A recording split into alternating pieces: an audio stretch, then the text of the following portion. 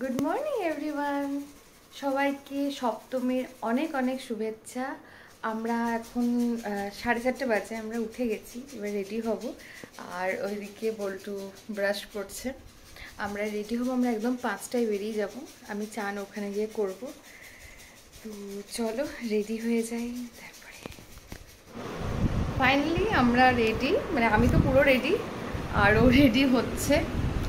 সমস্ত জিনিস রাখা, আর খানিক্ষণের মধ্যে গাড়ি আসবে।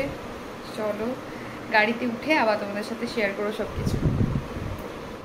একদম সকাল, তখন ওর মানে সূর্য ওঠেনি, আমরা বেরিয়ে পড়লাম গাড়িতে করে।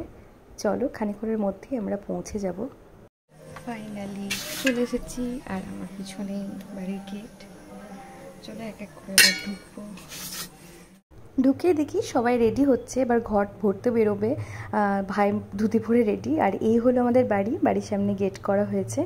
এই বাড়িতে আমার দাদুর জন্ম, এবং বাবাদেরও দাদুর বড় হওয়া বাবাদের জন্ম এই বাড়িতেই।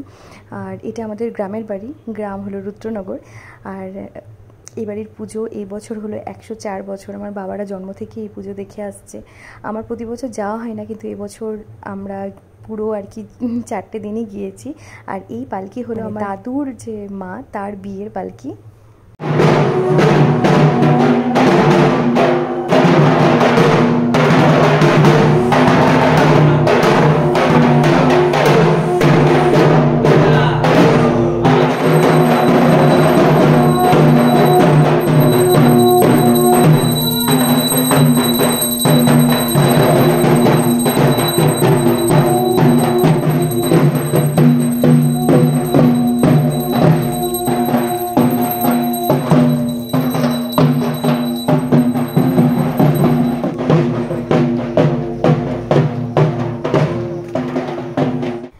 গ্রামে সবথেকে সুন্দর লাগে পুজোর সময়, চারিদিকে সবুজ জমির ওপরে ছোট ছোট শিশির জমে আছে, চারিদিকে সবুজ একদম। আর মাঝখান দিয়ে যাচ্ছে ঠাকুরের ঘট ভরতে। কি অপূর্ব সেই দৃশ্য, কি বলবো। এখানেই বরাবর আমাদের ঘট ভরা, ঠাকুর বিসর্জন প্রত্যেকটাই হয়ে থাকে।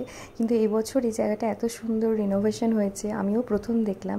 আর এই মাঝখান দিয়ে যাচ্ছে গ্রামের বিভিন্ন পাড়া বা বাড়ির ঠাকুরের ঘট ভরতে। খুব সুন্দর লাগছিল জায়গাটা।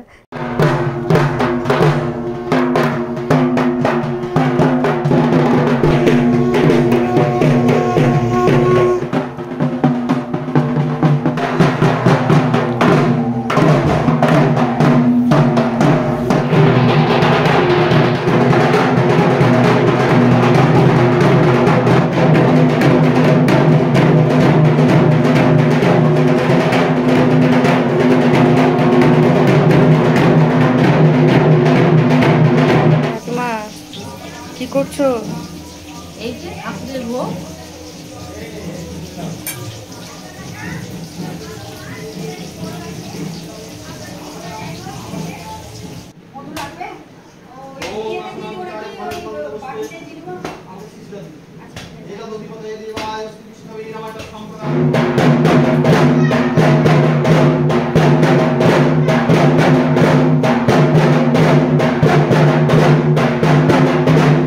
আর এদিকে চলছে, দেখতেই পাচ্ছ আমাদের মা দুর্গার ভোগের আয়োজন অনেকটাই হয়ে এসেছে। এখানে মাও একটু হেল্প করছে।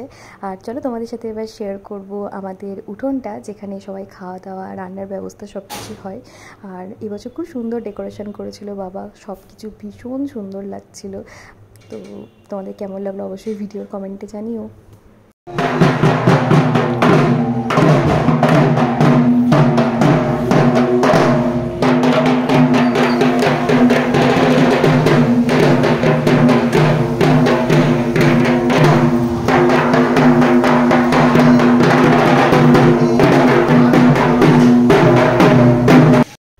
মা বসে আছে। আর এই দিকে চলছে আমাদের বাড়ির সবার রান্নার ব্যবস্থা, যেখানে রান্না বান্না চলছে, সবজি কাটা চলছে।